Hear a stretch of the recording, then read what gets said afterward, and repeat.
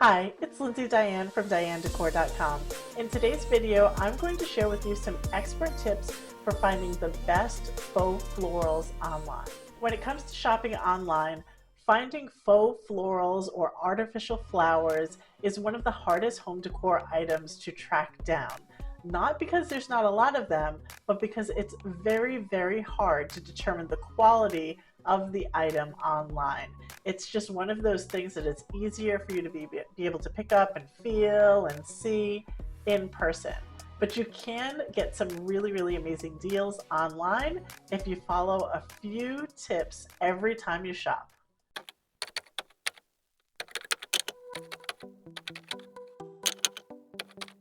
The very first thing that you want to check when you're shopping for faux florals online are the materials. The materials will tell you so much about the quality of the item that you're about to receive. The first thing that you want to avoid in your materials is polyethylene. Now, polyethylene, it can be done well, it can look flawless, but a lot of the times when you're getting really inexpensive faux florals, it's done cheaply and fast, and I'm going to show you what I mean. Polyethylene is like, it's like a plastic, right? It comes in the little pellets, they melt it down, you would pour it into a mold. For sure, you want to avoid faux florals that are completely made of polyethylene. They have no fabric to them at all. I see this a lot with certain types of flowers, like lavender stems sometimes. Sometimes I see them and they're completely plastic. You don't want that. Instead, go for something that's a mix. But what I'm talking about when I say they can look cheap is, I'll try to put some pictures up here online, but you can see a lot of the little fraying here from the cut of the plastic. So I'm talking about this light little pale piece here. And you can also see how cheap it looks where it connects to the stem, right? It looks so fake. So try to avoid stuff like that. Instead, look for it being very well done. For example, this is still going to be a plastic stem, but it's done so much better. It's beautiful. It looks very realistic. This is like an orchid stem. I got this from Hobby Lobby like 10-12 years ago, and they're still holding up beautifully. And that leads me to the next thing, which is when it comes to the fabric, you want silk, you do not want polyester. With the polyester, let me see if I can get close here for you. Let's see, a good spot. Oh, okay. So if we can focus in there. All right, you see all the fraying? You see the fraying here. There's more up over here. This is what you get with cheap polyester flowers. They are not woven tightly, they are thin and see-through, and they will just fray and pull apart. A lot of the times you'll see them fraying before you even leave the store. They're on the shelves looking like that. So imagine what they're going to look like years and years down the line after you've used them, packed them away, pulled them back out again. They're going to fray terribly. So instead of polyester, look for something that is made out of silk for the leaves or for the petals. This is another beautiful option where you have silk. Another option that you want to look for instead of the polyethylene and silk is latex and foam. Latex and foam is the thing that you're going to get most often when they say real touch, real feel. This is so soft. It's lovely. It's smooth. It's cut to precision. I mean, you can barely tell the difference between this and a real leaf.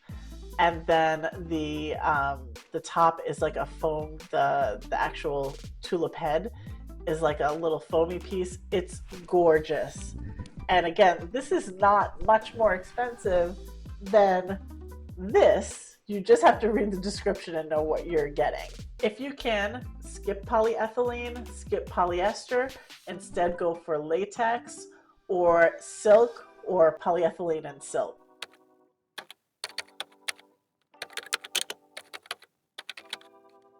Let's move on to the second thing that you should look for when you're shopping online for artificial flowers, and that is the quantity.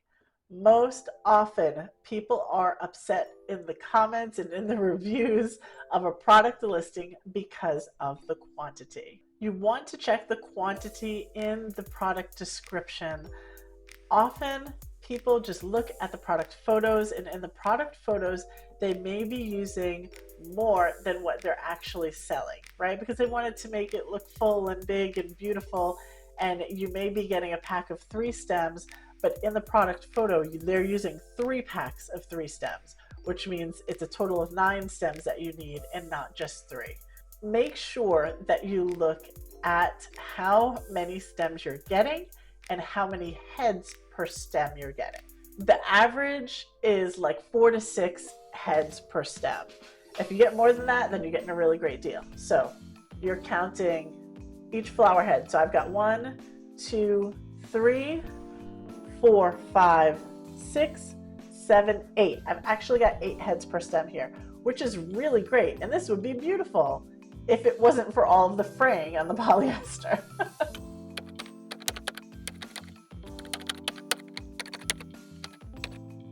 Moving on to number 3, you want to check for filler flowers. Now, this happens when you are looking at something that is a mixed bouquet. So I'm going to show you an example of something that I found on Amazon. Here you see this is a bouquet that's saying it's peony and hydrangea. If you are targeting this item for the peonies, you are going to be really disappointed, because if you take a really close look at the product photo that they've shown you of 1 stem, it says these are the details for 1 pack. We're offering 3 packs. So basically you're gonna get 3 stems. But if you look close, there's only 2 peonies. There's only 2 peony heads in this whole thing.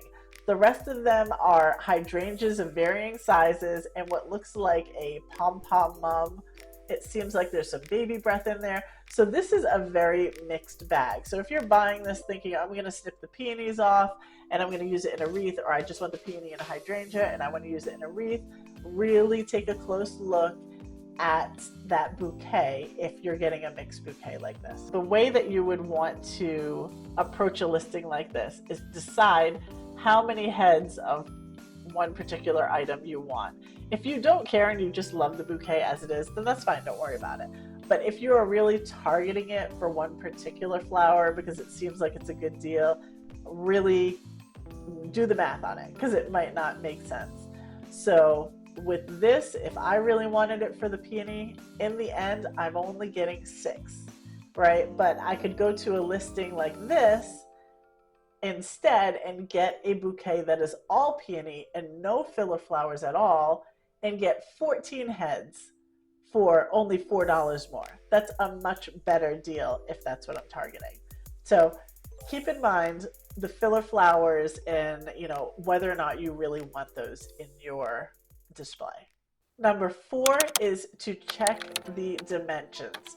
So that is going to be the length and the spread of your spray. Again, using this as an example, you want to check how long is it. Usually the longer it is, the more expensive it's going to be. You want to know how far your spread is, because that's going to determine how far out you're able to fan out this stem within your vase or vessel. So make sure you check that.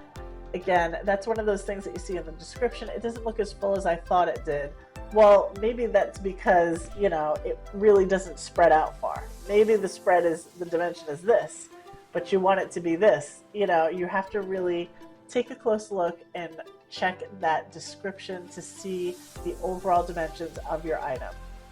Now, of course, if you get a stem that's longer than you need or shorter than you need, there are hacks to fix that, right? If you get a stem that's too short for your vase, you can put some filler in the bottom of the vase. You can stuff paper in there. You can do the floral foam pieces to kind of raise it up in your vase. Or if you have, as long as you have an opaque vessel, if your stem is too long, you can bend it over, tuck it in, no one's the wiser. But if you're using something like a glass vessel, you're not going to be able to use those hacks because everybody's going to see through it. So make sure you get the right length so you don't have to go and cut and waste money, basically. Last but not least, of course, you want to check the reviews. On Amazon, they have been highlighting items that are frequently returned. Keep a lookout for that. See if people are returning it because it's not what they think it is. It may be because the product page is just a little bit deceiving. And really, a lot of the times is that people are just looking at the pictures and they fall in love with the pictures that they're showing, but they're not really reading the description. Going back to the example of the bouquet, you see that this is a frequently returned item. You really want to look for what are the customers saying that have actually purchased this item, and look at their photos. More than you look at the product photos, you want to look at the photos from the people that actually have it in their house. So you can see here the top positive review and the top critical review are telling you the same thing. They're both telling you that you need multiple packs of these to give it a nice full look. And I can see how that is because if you look at the product photos and take a really critical look at the pictures, you can see that the vases that you're showing where it looks like they really are overflowing, these vases are teeny tiny. They're teeny tiny. Look at the things that are in the background. You can see the book, you can see the picture frame, and that will give you some sense of the scale of the vase that they're showing you. And you can tell, yeah, one bouquet might look like that in a vase that's maybe this tall by this, because that's really what you're looking at. You're looking at like a 4-inch or a 6-inch vase. And of course, it's going to look big and overflowing, but most people don't have vases that size, right? Most people would have a vase that's more like 11 or 12 inches. And so you're going to need multiple bundles to make it look really full. So be sure to check the reviews. That's it for this video. I hope you found it helpful. If you haven't already, please visit me at dianedecor.com. I post all about home decorating on a budget over there and tips and tricks for shopping online. And thank you again. I'll see you in the next video. Bye.